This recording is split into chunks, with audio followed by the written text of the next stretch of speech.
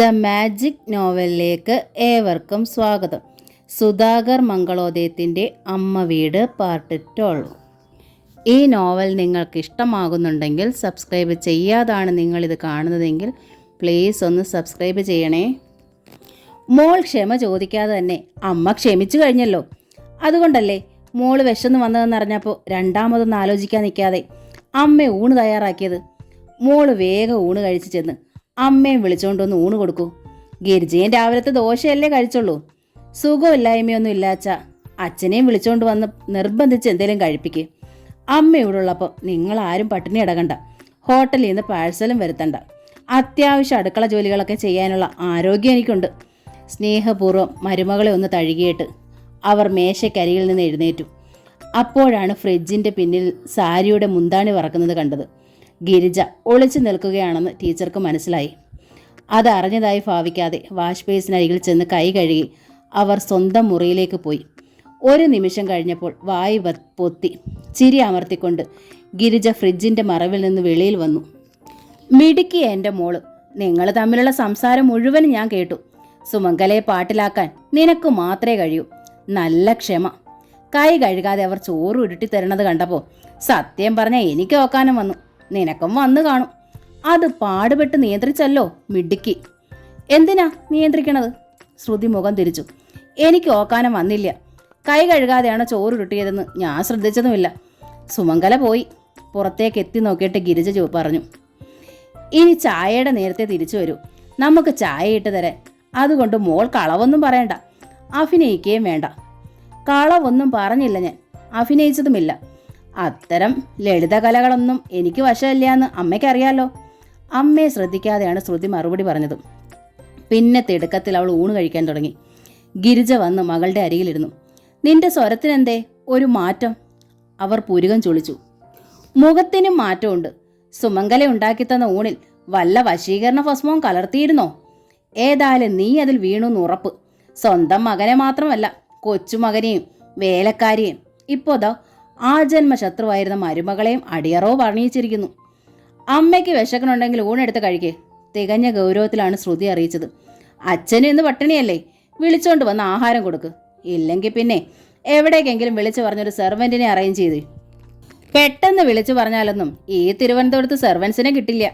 കിട്ടിയാൽ തന്നെ അത് നമുക്ക് ചേരണമൊന്നുമില്ല. രാജസുലോചനയെ തന്നെ കണ്ടില്ലയോ? രാജസുലോചനയ്ക്ക് എന്തായിരുന്നു കുറ്റം? കുറ്റക്കാര് നമ്മളല്ലായിരുന്നോ? നീ ഇനി അങ്ങനെയൊക്കെ തന്നെ പറയൂ. സുമംഗലയുടെ ട്രെയിനിങ് അല്ലേ. തൽക്കാലം ആരുണ്ടാക്കിയതൊന്നും ഞാനും നോക്കണില്ല. വിശക്കുന്ന പയ്യെ കഴുത്തിൽ കെട്ടിയ കയറും തിന്നുമെന്നല്ലേ പ്രമാണം. ഒരു പ്ലേറ്റ് എടുത്തു വെച്ച് ഗിരിജ അതിലേക്ക് ചോറ് കോരിയിട്ടു. ഒരു തവി കാളനും പകർന്നു. അല്പം മെഴുക്ക് വരട്ടി. പിന്നെ ചുറ്റും കണ്ണോടിച്ചു. ഇന്ന് തറവാട്ട് പുളിയൊന്നും ഉണ്ടാക്കിയിട്ടില്ലയോ ആവോ? അമ്മ പോയി അച്ഛനെ വിളിച്ചോണ്ട് വരുന്നില്ലേ? ശ്രുതി തിരക്കി. ഞാൻ പറഞ്ഞുല്ലോ അച്ഛന് സുഖമില്ലാന്ന്. ആദ്യം നീ പോയെന്ന് പരിശോധിക്കേ. എന്തേലും മരുന്ന് കൊടുക്ക്. ഒന്നാലോചിച്ചിട്ട് ശ്രുതി പ്ലേറ്റിൽ കൈകുടഞ്ഞ് എഴുന്നേറ്റു. വാഷ് ബേസിനരികിൽ ചെന്ന് കൈ കഴുകി. അപ്പോഴാണ് അവൾക്ക് ഓർമ്മ വന്നത്, പ്ലേറ്റ് കഴുകാതെ മേശപ്പുറത്തിട്ടിട്ട് പോയാൽ അമ്മയെ അത് തന്നെ ആവർത്തിക്കും. ആഹാരം ഉണ്ടാക്കാൻ മാത്രമല്ല, പാത്രങ്ങൾ കഴുകാനും സെർവൻസ് ആരുമില്ല. പുറത്ത് തോട്ടക്കാരനും ഗേറ്റിൽ സെക്യൂരിറ്റി ഉണ്ടെങ്കിലും അകത്തേക്ക് ജോലിക്കെത്തുന്നത് പാചക ജോലി ചെയ്യുന്ന ആളും ആഴ്ചയിൽ 3 ദിവസം മാത്രം വീട് ക്ലീൻ ചെയ്യാൻ വരുന്നവരുമാണ്. വാക്വം ക്ലീനർ അടങ്ങുന്ന റൂംസും ഫർണിച്ചറും വാൾ ഫിറ്റിംഗ്സും വരെ ക്ലീൻ ചെയ്യാനുള്ള വിവിധ തരം ആധുനിക ക്ലീനിങ് ഉപകരണങ്ങളുമായി എത്തി 2-3 മണിക്കൂർ കൊണ്ട് വീട് മൊത്തം പുതുമ തോന്നിക്കും വിധം സുന്ദരമാക്കി തരുന്ന ആ ചെറുപ്പക്കാർ വച്ചിരിക്കുന്ന പ്രത്യേക നിബന്ധന, സിങ്കിൽ അഴുക്ക് പാത്രങ്ങളും ക്ലോത്ത് ഹാങ്ങേഴ്സിൽ വിഴുപ്പ് തുണികളും ഉണ്ടാകാൻ പാടില്ലെന്നാണ്. എന്ന് വെച്ചാൽ പാത്രം കഴുകലും അലക്കും അവരുടെ ചുമതലയല്ലെന്നുള്ളതാണ്. ആ ജോലികൾ പാചകക്കാരി ചെയ്യേണ്ടി വരും. പാത്രം കഴുകാനും അലക്കാനും വിയോജിപ്പുള്ള പാചകക്കാരുമുണ്ട്. ശ്രുതി തിരിച്ചു വന്ന് താൻ ആഹാരം കഴിച്ച പ്ലേറ്റ് എടുത്തുകൊണ്ട് സിങ്കിൽ കൊണ്ടുപോയി സോപ്പിട്ട് കഴുകി തുടച്ചു പാത്രങ്ങളുടെ റാക്കിൽ വെച്ചു. എന്നിട്ട് അവൾ നേരെ ഫസ്റ്റ് ഫ്ലോറിലുള്ള അച്ഛൻ്റെ റൂമിലേക്കാണ് ചെന്നത്. അവിടെ റൂമിനോട് ചേർന്നുള്ള സിറ്റൗട്ടിൽ അച്ഛനുമായി ഗൗരവപൂർവ്വം എന്തോ ചർച്ച ചെയ്യുന്ന ഒരു ചെറുപ്പക്കാരനെ ശ്രുതി കണ്ടു. മുൻപ് കണ്ടിട്ടുള്ളവനാണ്. ആൾ അത്ര നല്ല തരത്തിൽപ്പെട്ടവനല്ലെന്നും അവൾക്കറിയാമായിരുന്നു. തൊഴിൽ രംഗത്തെ മത്സരത്തെയും ശത്രുതയെയും നേരിടാനായി അച്ഛൻ ഇത്തരത്തിൽ ചിലർക്ക് ശമ്പളം കൊടുക്കുന്ന കാര്യവും മനസ്സിലാക്കിയിരുന്നു. അച്ഛന് കാണാൻ പാകത്തിൽ 2 മിനിറ്റ് ശ്രുതി വാതിക്കൽ കാത്തുനിന്നു. കണ്ടിട്ടും അച്ഛൻ കാണാത്ത ഭാവം നടിക്കുകയാണെന്ന് വ്യക്തമായപ്പോൾ അവൾ തിരിഞ്ഞു നടന്നു. ചെറുപ്പക്കാരന്റെ ബൈക്കിന്റെ ശബ്ദം പോർച്ചിൽ നിന്ന് അകന്നു പോയതോടെ ശ്രുതി വീണ്ടും അച്ഛന്റെ മുന്നിലെത്തി. കുറച്ചു മുമ്പേ ഞാൻ ഈ ഡോറിൽ വന്നിരുന്നു. അന്നേരം ആ ചെക്കനുണ്ടായിരുന്നു മോളെ ഇവിടെ. അതാ ഞാൻ മനഃപൂർവ്വം അവോയ്ഡ് ചെയ്തത്. കഴിച്ചിട്ട് ഇറക്കാൻ വയ്യാത്ത കിരിയാത്ത കഷായമാ അത്. പക്ഷേ അത് സേവിക്കാതെ ഇവിടെ നിന്ന് പൊറുക്കാനും പറ്റില്ല. അത് കരുതി കുടുംബത്തിലുള്ളവർക്ക് ഇടപെടാൻ പറ്റുമോ? കുറേ നാൾ ഇത്തരക്കാരിയൊന്നും അച്ഛൻ്റെ അടുത്ത് കാണാറേയില്ലായിരുന്നല്ലോ. ഒഴിവാക്കിയിരുന്നതാ. പക്ഷേ ഇവറ്റകളൊക്കെ ഒഴിവാക്കി പോയില്ലല്ലോ. ഒരിക്കൽ ബന്ധപ്പെട്ടാൽ മതി, നമ്മളിൽ ആധിപത്യം സ്ഥാപിച്ചു കളയും. രണ്ടും തലയ്ക്ക് പിടിക്കും. മൂർച്ചയുള്ള വാളാ. ഇത്തരക്കാരുടെ സഹായം സ്വീകരിച്ചിട്ടില്ലാത്തവരെ ഞാൻ ഉപദേശിക്കാറുണ്ട്. എത്ര നിവൃത്തികെട്ട സാഹചര്യത്തിൽ പോലും ഇത്തരക്കാരുടെ സഹായം സ്വീകരിക്കരുതെന്ന്. ഞാനൊക്കെ ശരിക്കും പത്മവ്യൂഹത്തിലായിപ്പോയി. എന്തിനാച്ചാ ഇപ്പോൾ അവൻ വന്നത്? 1 വർഷമായി സുഖമില്ലാതെ ഞാൻ വെറുതെ ഇരിക്കുകയാണല്ലോ. എന്നോട് വീണ്ടും സജീവമായി രംഗത്തേക്ക് വരണമെന്ന് ഉപദേശിക്കാൻ. അച്ഛൻ വീണ്ടും രംഗത്തേക്ക് വന്നാൽ അവനെന്താ പ്രയോജനം? എന്നിൽ നിന്ന് പഴയപടി പോലെ പറ്റാമല്ലോ. അതിനാണെങ്കിൽ അച്ഛൻ ഇനി വർക്ക് ചെയ്യേണ്ടെന്ന എൻ്റെ അഭിപ്രായം. ഞാൻ രംഗത്തെ വരാൻ പ്രേരിപ്പിക്കുന്നുണ്ടെങ്കിലും ഞാൻ വരണമെന്ന് അവന് നിർബന്ധമൊന്നുമില്ല. പക്ഷെ അവന് എൻ്റെ പടി അത്യാവശ്യമാണ്. അത് പറയാൻ ഇന്നിപ്പോൾ വന്നത്. എന്താ അവൻ്റെ പടി? ചെറിയ തുകയൊന്നും അല്ല കുട്ടി. അങ്ങനെ വല്ലതും എൻ്റെ കൈവശമുണ്ടായിരുന്നെങ്കിൽ നിന്റെ നമ്പൂതിരിയുടെ മുന്നിൽ ഞാൻ തലകുനിച്ച് നിൽക്കേണ്ടി വരില്ലായിരുന്നല്ലോ. പടി കൊടുത്തില്ലെങ്കിൽ അവൻ എന്ത് ചെയ്യുമെന്നാ? എന്തും ചെയ്യാം. ഞാൻ ചെയ്ത വെട്ടിപ്പുകളുടെ കഥകൾ വെളിച്ചത്ത് വരുമെന്നൊരു ഭീഷണി സ്വരത്തിലുണ്ടായിരുന്നു. അതിൽ ഞാൻ കുലുങ്ങുന്നില്ലെന്ന് കണ്ടപ്പോൾ എന്നെ തട്ടിക്കളയുമെന്ന ധ്വനിയും വന്നു. അതും എനിക്ക് പ്രശ്നമല്ല. വളരെ ശ്രദ്ധിച്ച് ജീവിച്ചാലും 5 വർഷത്തിനപ്പുറം ഒന്നും എനിക്ക് മുന്നോട്ട് പോകാനാവില്ല. അങ്ങനെ ഒരു മനോഭാവം ഞാൻ പ്രകടമാക്കിയപ്പോൾ എൻ്റെ പേരക്കുട്ടികളെയോ മകളെയോ തട്ടിക്കൊണ്ടുപോകുമെന്നായി സൂചന. ശ്രുതി ഒന്നും വല്ലാതെയായി.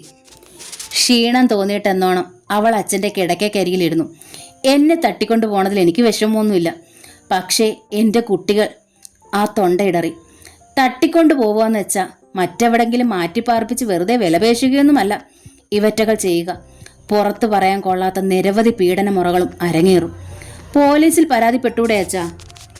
പരാതിപ്പെട്ടാൽ നമ്മയും നാട്ടുകാരെയും ബോധ്യപ്പെടുത്താൻ വേണ്ടി പോലീസ് ഇവരെ ചോദ്യം ചെയ്തെന്നോ താക്കീത് നൽകിയെന്നോ വരാം. അപ്പോൾ അവന്മാർക്ക് വൈരാഗ്യമാകും, വാശിയാകും. ഇത്തരക്കാരെ സപ്പോർട്ട് ചെയ്യുന്ന ഉന്നത പോലീസ് മേധാവികളുണ്ട് ഇവിടെ. വല്ലതുമൊക്കെ സംഭവിച്ചാൽ വീണ്ടും ചോദ്യം ചെയ്യൽ, പ്രഹസനങ്ങൾക്കും കോടതി നാടകങ്ങൾക്കും ഒടുവിൽ ഏതെങ്കിലും പഴുതിലൂടെ അവർ സുഖമായി രക്ഷപ്പെടുകയും ചെയ്യും. ഇത് ഈ നാട്ടിലെ ഒരു രഹസ്യനീതിയാ. പിന്നെ നമ്മൾ എന്തു ചെയ്യും? അച്ഛൻ്റെ സാമ്പത്തികാവസ്ഥ തുറന്നു പറഞ്ഞിട്ട് അവർക്ക് മനസ്സിലാവുന്നില്ലേ? എൻ്റെ മരുമകൻ എൻ്റെ അടുത്ത് വെച്ച ഡിമാൻഡുകളെക്കുറിച്ച് ഞാൻ പറഞ്ഞു. എന്നിട്ട് അതിൽ നിന്ന് എന്നെ രക്ഷിക്കാമെന്നാണ് പെട്ടെന്നുള്ള മറുപടി. എങ്ങനെ രക്ഷിക്കാമെന്ന്? പ്രശാന്തിനെ ഇല്ലാതാക്കിക്കൊണ്ടാവും. അതാണല്ലോ അവർ കാണുന്ന എളുപ്പവഴി. ശ്രുതി ഭീതിയിൽ നെഞ്ചോട് കൈ അമർത്തി പിടിച്ചു. 2-3 നിമിഷങ്ങളിലേക്ക് അവൾക്ക് ശബ്ദിക്കാനേ ആയില്ല. പിന്നെ അച്ഛൻ്റെ ചുമലിലേക്ക് മുഖം ചായച്ചുകൊണ്ട് അറിയിച്ചു, പ്രശാന്തിനും കൂടി ഈ വീട്ടിലും സ്ഥലത്തിലും അവകാശം നൽകൂ അച്ഛാ. എനിക്കും പ്രശാന്തിനോടൊപ്പം ജീവിച്ചാൽ മതി. ഈ 10-11 വർഷങ്ങൾക്കിടയിൽ ഇപ്പോഴാ എനിക്കത് ബോധ്യമാവണത്. അല്ലെങ്കിൽ പ്രശാന്തിൻ്റെ കൂടെ സമ്മതത്തോടെ നമുക്കിത് വിൽക്കാം. ഈ നശിച്ച വീട്ടിൽ താമസം ആരംഭിച്ചതോടെ സർവ്വസുഖവും സമാധാനവും നഷ്ടമായി. പ്രശാന്തിന് പണം മതിയെങ്കിൽ അത് കൊടുക്കാം. അല്ലെങ്കിൽ മറ്റെവിടെങ്കിലും 2 പേരുടെയും പേരിലൊരു വീട്. അത് മണ്ടത്തരമല്ലേ മോളെ? അയാളെ വശീകരിച്ച് നമ്മുടെ പാട്ടിലേക്ക് കൊണ്ടുവരുന്നതല്ലേ ബുദ്ധി. അത്തരം കുബുദ്ധിക്കൊന്നും ഇനി ഞാനില്ല. ഒന്നിച്ച് ജീവിക്കാൻ കഴിഞ്ഞില്ലെങ്കിലും പ്രശാന്തുമായി ഇനി വഴക്കടിക്കാൻ ഞാൻ തയ്യാറല്ല. അയാൾ നിർബന്ധിക്കാച്ച കുട്ടികളെ പോലും ഞാൻ വിട്ടുകൊടുക്കും. കാരണം അവർക്കൊരു നല്ല ജീവിതം കിട്ടുക പ്രശാന്തിൻ്റെ അമ്മയുടെ ഒപ്പമാവും. അപ്പോൾ നീ പ്രശാന്ത് ഒപ്പമില്ലെങ്കിൽ എന്തിനാ ജീവിക്കണമെന്ന് പോലും എനിക്ക് തോന്നി തുടങ്ങിയച്ചാ. എന്നോട് സ്നേഹമുണ്ടെങ്കിൽ അച്ഛൻ പ്രശാന്തിന് അനുകൂലമായേ ചിന്തിക്കാവൂ. കിടക്കയിൽ നിന്ന് എഴുന്നേറ്റ് ശ്രുതി പുറത്തേക്ക് നടന്നുപോയി. പിറ്റേന്ന് ഹോസ്പിറ്റലിൽ വെച്ച് OP കഴിഞ്ഞ് അവൾ കോറിഡോറിലൂടെ നടന്ന് തനിയെ വരികയായിരുന്നു. ആളൊഴിഞ്ഞ ഒരിടത്തെത്തിയപ്പോൾ കരുതിക്കൂട്ടി എന്നോണം പെട്ടെന്ന് മുന്നിൽ ഡോക്ടർ സുജിത്ത്. ശ്രുതി ഒന്ന് പകച്ചു. ചുറ്റും കണ്ണോടിച്ചു. പരിസരത്ത് മറ്റാരും ഉണ്ടായിരുന്നില്ല. ശ്രുതി അന്ന് എന്നെ വല്ലാതെ അപമാനിച്ചിട്ടാ പോയത്.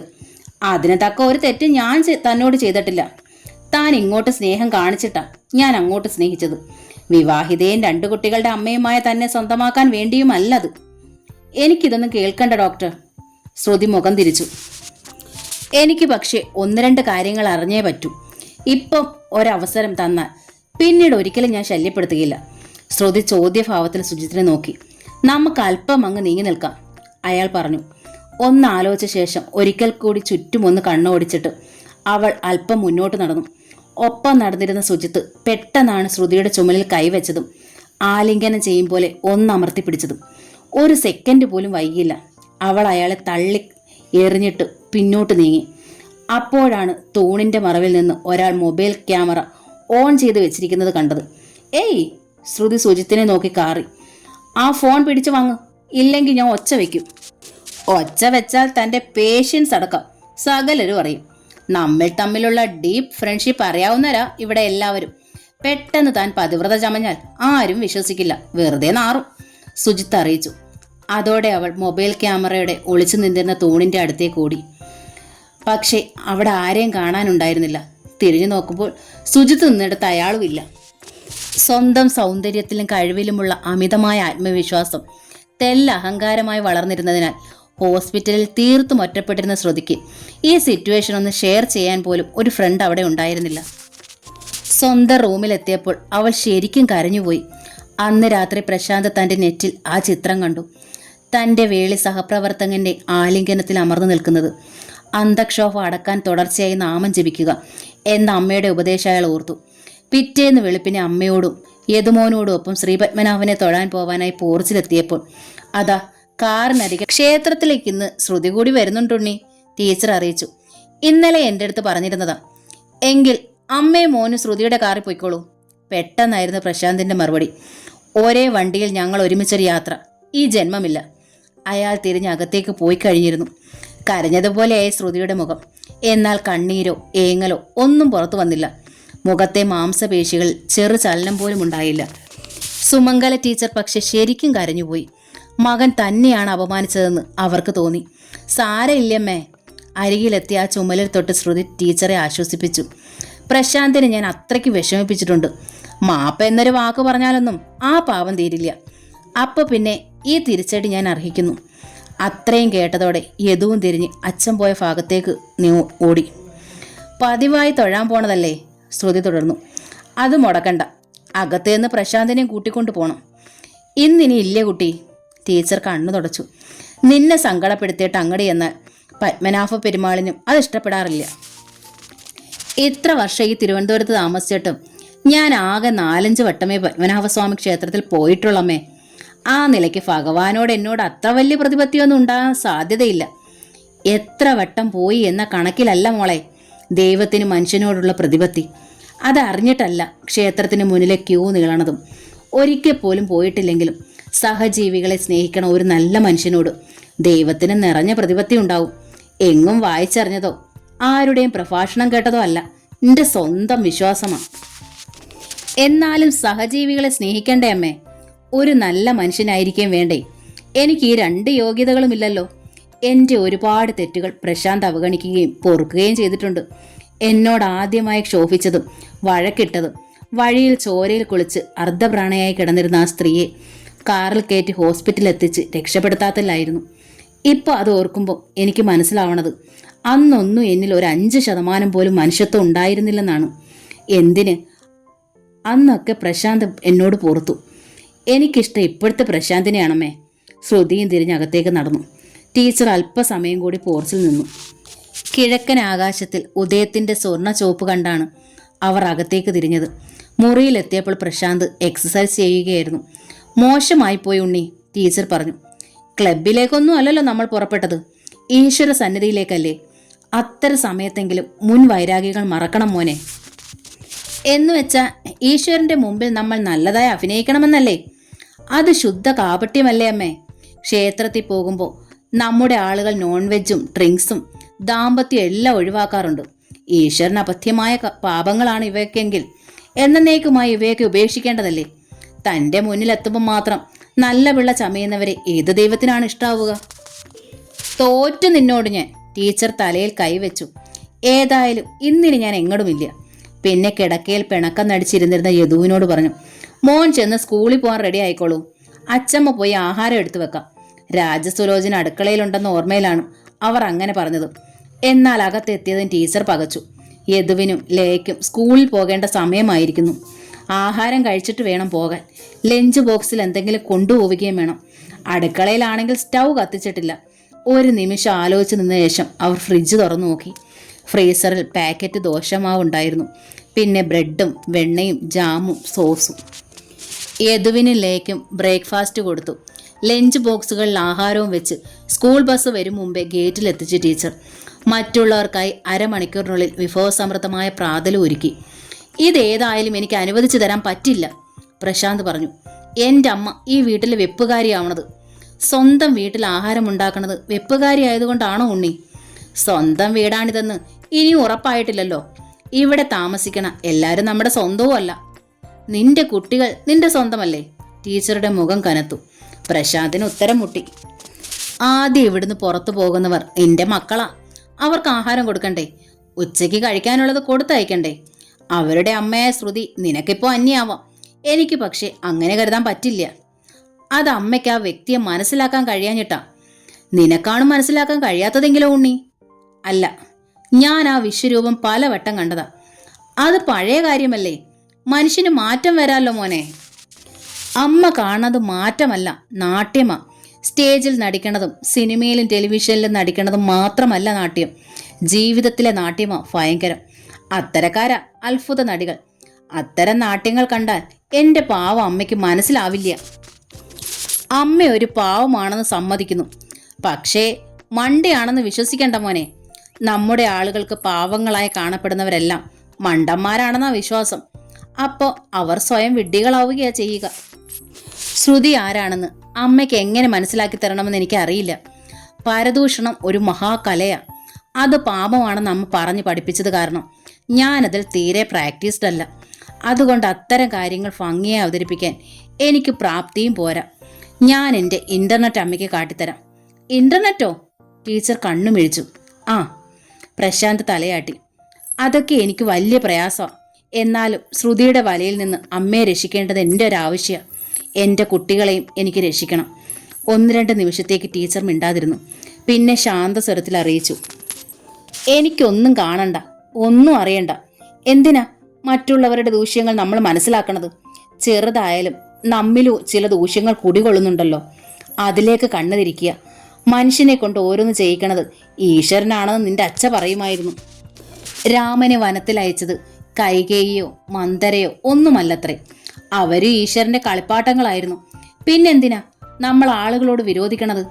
മറ്റുള്ളവർ ചെയ്ത ദ്രോഹങ്ങളെക്കുറിച്ച് പലവട്ടം ഓർക്കുകയും പറയുകയും ചെയ്യുമ്പോഴാ മനസ്സിൽ പക ഉടലെടുക്കുക.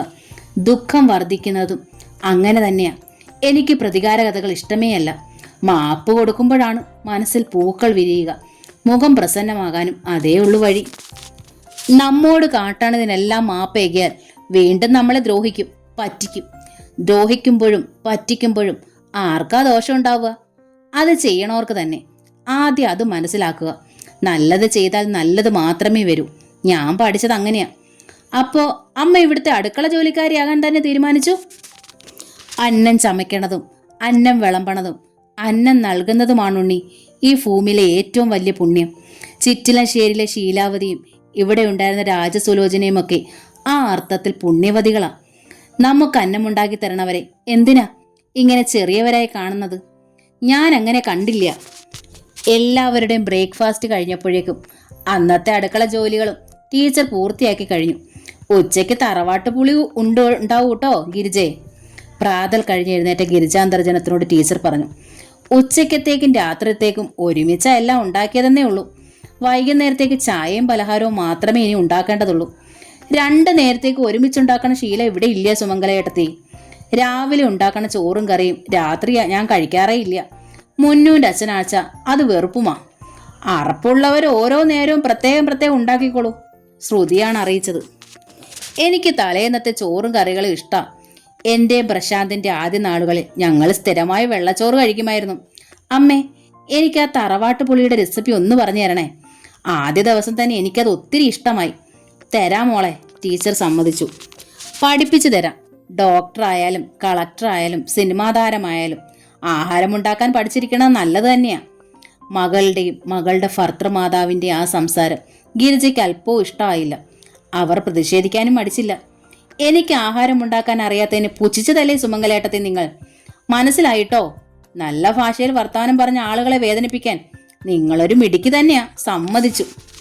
ടീച്ചർ വല്ലാതെയായി. അതിനും ശ്രുതി തന്നെയാണ് മറുപടി പറഞ്ഞത്. നോക്കമ്മേ, ആവശ്യമില്ലാത്ത പ്രശാന്തിന്റെ അമ്മയോട് വഴക്കടിക്കാൻ നിൽക്കരുത്. അവിടുത്തെ തറവാട് വിറ്റിട്ട് പണിതാ ഈ വീട്. എങ്കിലേ എന്റെ തറവാട് വിറ്റ പണം കൊണ്ട് വാങ്ങിയതാ സ്ഥലത്താ ഈ വീട് പണിതിരിക്കുന്നത്. അത് ആ സ്ത്രീയും മറക്കണ്ട. പ്രശാന്തിന്റെ അമ്മ അത് മറന്നിട്ടില്ലമ്മേ. എൻ്റെ അമ്മയുടെ നാവിനാ കടിഞ്ഞാണില്ലാത്തത്. പെട്ടെന്ന് ഗിരിജയ്ക്ക് സങ്കടം വന്നു. ഒറ്റ സന്താനായി പിറന്നവളെ പെൺകുട്ടിയായിട്ടല്ല ആൺകുട്ടിയായിട്ടാ ഞാൻ വളർത്തിയത്. പഠനം എന്നൊരു ജോലിയല്ലാതെ മേശപ്പുറം പോലും ഞാൻ തുടപ്പിച്ചിട്ടില്ല. എന്നിട്ടിപ്പോൾ നമ്പൂതിരിയുടെ അമ്മയുടെ കൂട്ട് ചേർന്ന് പെറ്റമ്മയോട് വഴക്കിന് വരിക നീ? നോക്കിക്കോളൂ, ഒരു കാലത്ത് നീ നന്നാവില്ല. എന്ത് തെറ്റ് ചെയ്താലും പെറ്റ മക്കളെ ശപിക്കാൻ പാടില്ല ഗിരിജെ, ടീച്ചർ ഉപദേശിച്ചു. എൻ്റെ കുട്ടിയെ ഞാൻ ശപിച്ചത്, ഗിരിജ ചീറി. നിങ്ങളുടെ മകനെയല്ല. വെട്ടിത്തിരിഞ്ഞ് അവർ പുറത്തേക്ക് പോയി. നേരെ എത്തിയത് ദാമോദരൻ നമ്പൂതിരിപ്പാടിന്റെ മുന്നിലാണ്. നോക്ക്, വീട് പണിതതിന്റെ ചെലവ് പ്രശാന്തിന് കൊടുത്ത് എത്രയും പെട്ടെന്ന് അയാളെയും അമ്മയും ഈ വീടിന് പുറത്താക്കണം. ഇല്ലേച്ച നമുക്ക് നമ്മുടെ മകൾ നഷ്ടമാകും. നമുക്ക് അവളല്ലാതെ ആരുമില്ലെന്നുള്ള കാര്യം ആരും മറക്കണ്ട. അവൾക്കിപ്പോ സുമംഗല പറയണതാ വേദം. ഈ പോക്ക് ശരിയാവില്ല. വീട് പണിതതിന്റെ ചെലവ് കൊടുക്കാൻ എൻ്റെ കയ്യിൽ പണമില്ലാന്ന് മലയാളത്തിലല്ലേ ഞാൻ ഗിരിജ നിന്നോട് പറഞ്ഞത്? എങ്കിൽ പിന്നെ മറ്റെന്തെങ്കിലും മാർഗം കാണൂ. പ്രശാന്തിനെ ഒഴിവാക്കിയ മുന്നൂന്റെ കാര്യം കഷ്ടമാവില്ലേ ഗിരിജയെ? എന്ത് കഷ്ടം? നമ്പൂതിരി മരിച്ച പെൺകുട്ടികളും ജീവിച്ചു പോണില്ലേ? അവൾ ഒരു മിടുക്കിയായ ഡോക്ടറല്ലേ? പ്രശാന്തിന്റെ ഇരട്ടി വരുമാനമില്ലേ അവൾക്ക്? ഭാവിയിൽ അവൾക്ക് കൂട്ടിനായി 2 മക്കളുമില്ലേ? ഒന്നിനെ പ്രശാന്തിന് കൊടുക്കേണ്ടി വന്നാലും ഒന്ന് അവൾക്കൊപ്പം ഉണ്ടാവില്ലേ? ആലോചിച്ചിട്ട് തന്നെയാണോ ഗിരിജ ഈ പറയണത്? അതെ, നന്നായി ആലോചിച്ചിട്ട് തന്നെയാ. ദാമോദരേട്ടന് എന്തെങ്കിലും സംഭവിച്ച ഞാൻ ഈ വീട്ടിലെ പരിചാരികയെ മാറേണ്ടി വരുമെന്ന് ഉറപ്പാ. അത്രയ്ക്ക് അടുപ്പത്തിലായിരിക്കണു സുമംഗലയുമായിട്ട്. എങ്കിൽ ഞാനൊന്ന് ആലോചിച്ച് നോക്കട്ടെ. ഗാഢചിന്തയിൽ ദാമോദരൻ നമ്പൂതിരിപ്പാട് തലയാട്ടി. അമ്മയുടെ ദുഷിച്ച നാവിന് പല കുറി മാപ്പ് പറഞ്ഞ ശേഷമാണ് ശ്രുതി സുമംഗല ടീച്ചറുടെ അടുത്ത് നിന്നും സ്വന്തം മുറിയിലേക്ക് പോയത്. ഹോസ്പിറ്റലിലെത്തി റൗണ്ട്സ് കഴിഞ്ഞവർ റൂമിലേക്ക് മടങ്ങുമ്പോൾ ഒപ്പമുണ്ടായിരുന്ന സിസ്റ്റർ അജിത തിരക്കി. രാവിലെ ഹോസ്പിറ്റലിലേക്ക് വരുമ്പോൾ പുറത്തെ ചുവരിലൊക്കെ എഴുതി വെച്ചിരിക്കണത് വല്ലതും ഡോക്ടർ കണ്ടായിരുന്നോ? ശ്രുതി അത്ഭുതത്തിൽ അജിതയെ നോക്കി.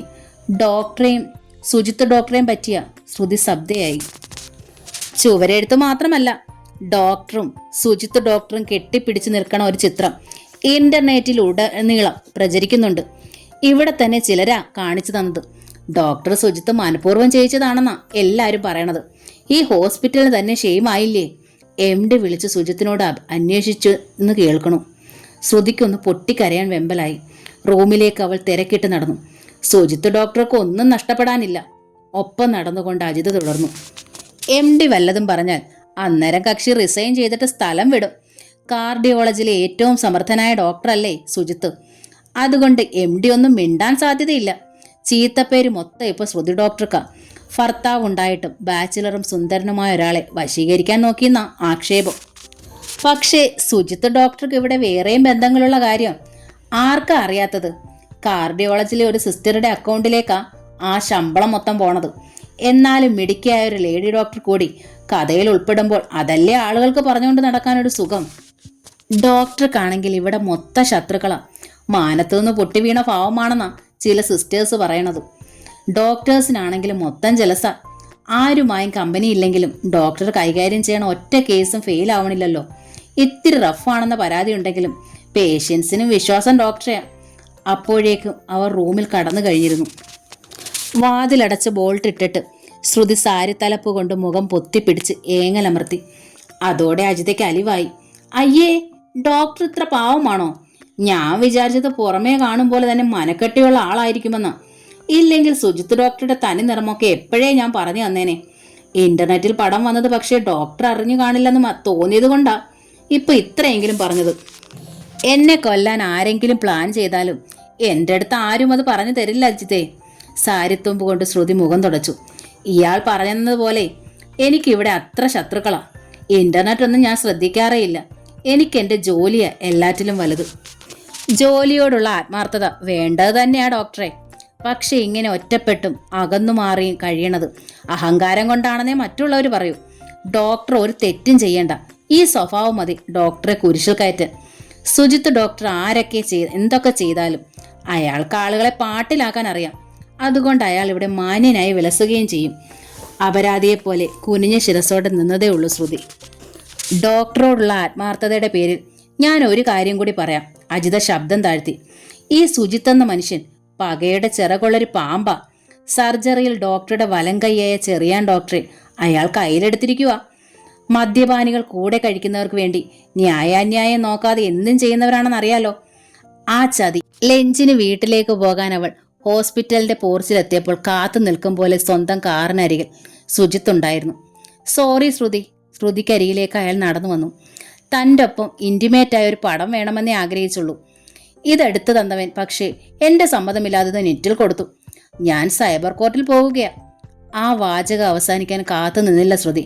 കൈ വലിച്ച് ആ മുഖത്തൊന്നു കൊടുത്തു. ഓർക്കാപ്പുറത്തുള്ള ആക്രമണമായിരുന്നതിനാൽ സുജിത്തിന്റെ മുഖത്ത് ആ 5 വിരലുകളും നന്നായി പതിഞ്ഞു. ഹോസ്പിറ്റലിന്റെ പ്രധാന പോർച്ചായിരുന്നു രംഗം. താരതമ്യേന തിരക്കിന്റെ സമയം. 5-6 വാഹനങ്ങൾ പോർച്ചിൽ തന്നെ ഉണ്ടായിരുന്നു. ബാക്കി അഭിമുഖമായുള്ള പാർക്കിംഗ് പ്ലേസിലും. പോർച്ചിൽ സംസാരിച്ചു നിൽക്കുന്നവരെ കൂടാതെ അകത്തേക്കും പുറത്തേക്കും പോകുന്നവരും ആ ദൃശ്യത്തിന് സാക്ഷിയായി. കഥാപാത്രങ്ങൾ രണ്ടും ഹോസ്പിറ്റലിൽ ജോലി ചെയ്യുന്ന പേരുള്ള ഡോക്ടർമാരാണെന്നും അറിയാം. ആ ഞെട്ടലിൽ കാഴ്ചക്കാർ ഒന്ന് പകച്ചു നിന്നു. തീർത്തും മുൻകോപിയാണ് ഡോക്ടർ സുജിത്ത്. എങ്കിലും ഒരു പ്രത്യാക്രമണം തന്നെ വില കെടുത്തുമെന്ന് അയാൾക്ക് ഉറപ്പുണ്ടായിരുന്നു. പ്രത്യേകിച്ച് ഇന്റർനെറ്റിൽ വന്ന ആ ചിത്രം കണ്ടിട്ടുള്ളവർ ഡോക്ടർ ശ്രുതിയുടെ പക്ഷത്തെ നിൽക്കൂ. ശ്രുതിയുടെ സമ്മതമില്ലാതെ ബലമായുള്ളൊരാശ്ലേഷമായിരുന്നു അതെന്ന് ആ ചിത്രം വ്യക്തമാക്കുന്നുണ്ട്. അതുകൊണ്ട് തന്നെ അത് നെറ്റിൽ വരണമെന്ന് ആഗ്രഹിച്ചതേയില്ല സുജിത്ത്. ബ്ലാക്ക് മെയിൽ ചെയ്യാൻ ഒരു ചിത്രം ഉണ്ടാക്കുക എന്നത് മാത്രമായിരുന്നു അയാളുടെ ലക്ഷ്യം. പക്ഷെ അതിന് സഹായിച്ച് പണം വാങ്ങിയവൻ ശരിക്കും ചതിച്ചു കളഞ്ഞു. ഇനി എൻ്റെ കൺമുന്നിൽ ഇയാൾക്ക് വന്നു പോവരുത്. കൈ ചൂണ്ടിക്കൊണ്ട് ശ്രുതി അറിയിച്ചു. സൈബർ കോർട്ടിൽ പോകുന്നത് ഞാനാണ് ഇയാൾക്കെതിരായിട്ട്. നോക്കിക്കോ, ശ്രുതി ആരാണെന്ന് താൻ കാണും. കാറിന്റെ ഡോർ തുറന്ന് അവൾ അകത്തു കയറി. വാതിൽ വലിച്ചടച്ചു. വണ്ടി തിരിഞ്ഞ് പുറത്തേക്ക് ഒഴുകിപ്പോയി. മറ്റാരും അറിയാതെ സുജിത്ത് പല്ല് ഞെരിച്ചു. എങ്ങനെയോ ആളുകൾക്കിടയിൽ നിന്ന് രക്ഷപ്പെട്ട് അയാളും വണ്ടിയെടുത്ത് പുറത്തു കടന്നു. ശ്രുതിയെ ഫോളോ ചെയ്താലോ എന്ന് ആലോചിച്ചു. പ്രതിയോഗി സ്ത്രീയാണ്, ഒരു മെഡിക്കൽ പ്രാക്ടീഷണറും. നടു റോഡിൽ വെച്ചൊരു സംഘർഷം ഉണ്ടായാൽ പൊതുജന സ്ത്രീപക്ഷത്ത് നിൽക്കാനാണ് സാധ്യത. ദിവസങ്ങൾ മുന്നിലുണ്ടല്ലോ എന്ന് സുജിത്ത് സ്വയം സമാധാനിച്ചു. താമസ സ്ഥലത്ത് എത്തുന്നതിന് മുൻപേ ഹോസ്പിറ്റലിന്റെ MD-യുടെ കോൾ അയാളുടെ എന്താ ഡോക്ടർ സുജിത്ത് പ്രശ്നം? സർ, രാവിലെ ഞാൻ പറഞ്ഞില്ലേ. പ്രശ്നം ആവുന്നത്ര ലഘൂകരിക്കാൻ ശ്രമിച്ചു, സുജിത്ത് പറഞ്ഞു. ഏതോ പേഷ്യന്റിന്റെ ബന്ധുവാണെന്ന് തന്നെയാ എൻ്റെ വിശ്വാസം. ഞങ്ങൾ ഒന്നിച്ചുള്ള ഒരു ചിത്രം മൊബൈൽ ക്യാമറയിൽ പകർത്തി. ഹോസ്പിറ്റലിനോടുള്ള വിരോധം കൊണ്ടാവാം അയാളത് നെറ്റിൽ കൊടുത്തു. ഹോസ്പിറ്റലിനോട് ആർക്കെങ്കിലും വിരോധമുണ്ടെന്ന് എനിക്കറിയില്ല. ഏതായാലും മിത്രങ്ങൾ ഇങ്ങനെ ചെയ്യില്ലല്ലോ. പക്ഷേ അവർക്ക് അങ്ങനെ ചെയ്യാൻ പാകത്തിൽ നിങ്ങൾ നിന്നുകൊടുത്തതിന്റെ അനൗചിത്യം എന്താണെന്നാ ഓർക്കാത്തത്.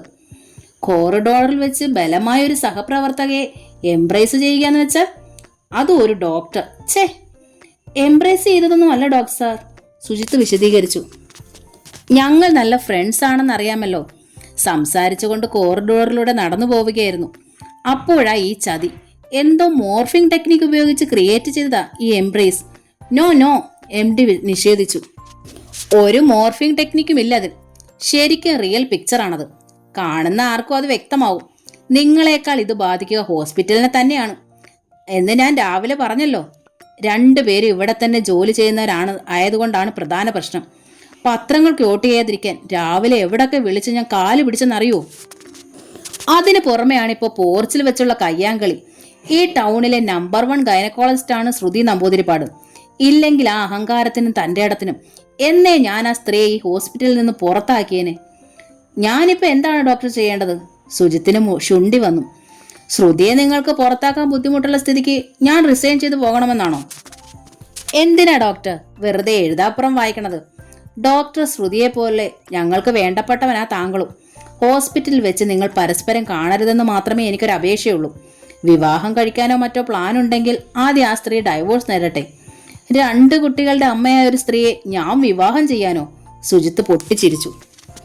ഞാനൊരു ബാച്ചിലറാണ് ഡോക്ടർ. ആ സ്ത്രീയേക്കാൾ 1-2 വയസ്സിനെങ്കിലും ഇളയവനുമാണ്. അംഗഭംഗമോ ദുഷ്പേരോ ഒന്നും ബാധിച്ചിട്ടുമില്ല.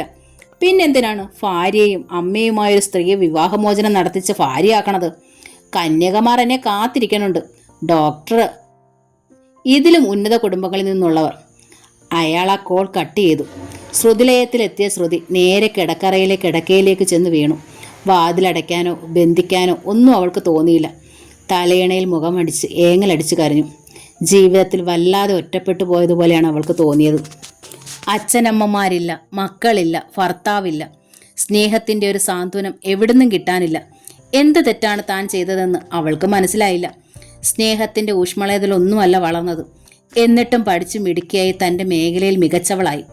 കാണാൻ തെല്ലു മോശമല്ലാത്ത കുട്ടിയായിരുന്നിട്ടും തമാശയ്ക്ക് പോലും ഒരു പ്രണയബന്ധത്തിൽ വീണിട്ടില്ല. ഇൻറ്റിമേറ്റ് എന്ന് പറയാൻ ഒരു ഫ്രണ്ട്ഷിപ്പ് പോലും ഉണ്ടായിട്ടില്ല. തൻ്റെ കുടുംബം, തൻ്റെ പ്രൊഫഷൻ, ഇതായിരുന്നു പോളിസി. വിവാഹം അച്ഛനമ്മമാരുടെ തീരുമാനമായിരുന്നു. താലി കെട്ടിയ പുരുഷനുമായി മാത്രമേ ബന്ധമുണ്ടായിട്ടുള്ളൂ. അയാളോടുള്ള സ്നേഹം ഒരു ഓണർഷിപ്പായി മാറിപ്പോയി. സ്വന്തം അമ്മയ്ക്ക് പോലും വിട്ടുകൊടുത്തില്ല എന്ന വാശിയായി. തെറ്റായി ഇപ്പോൾ തോന്നുന്ന ഒരു പ്രവൃത്തി അതാണ്. ഭർത്താവിനെ ദേഷ്യം പിടിപ്പിച്ച് തിരിച്ചു കൊണ്ടുവരാൻ വേണ്ടി ആളും തരവും അറിയാതെ ശുചിത്വമായൊരു ഫ്രണ്ട്ഷിപ്പിന് മുതിർന്നതും. അയാൾ ഇത്ര നീചനും നന്മയുടെ അണുപോലും ഇല്ലാത്തവനാണെന്ന് അറിഞ്ഞില്ല. പുറത്ത് കോറിഡോറിൽ പാദപതനം കേട്ടപ്പോൾ ശ്രുതി തിടുക്കപ്പെട്ട് കണ്ണും മുഖവും തുടച്ചു. എന്നിട്ട് കണ്ണുകൾ തിരിച്ച് പുറത്തേക്ക് നോക്കി. വാതിൽക്കൽ ഒരു നിഴലാടുന്നതേ കാണാനാവൂ. കിടക്കയിൽ നിന്ന് എഴുന്നേൽക്കാൻ അവൾ മുതിർന്നപ്പോഴാണ് ചോദ്യം വന്നത്. ഊണ് കഴിക്കണില്ലേ കുട്ടി? ശ്രുതി അതോടെ പിടഞ്ഞെഴുന്നേറ്റു. മുഖം ഒന്നുകൂടി തുടച്ചു. സുധാകർ മംഗളോദയത്തിൻ്റെ അമ്മ വീട് എന്ന നോവലിൻ്റെ ഈ ഭാഗം ഇവിടെ പൂർണ്ണമാവുകയാണ്. ഉടൻ തന്നെ അടുത്ത ഭാഗം അപ്ലോഡ് ചെയ്യുന്നത്.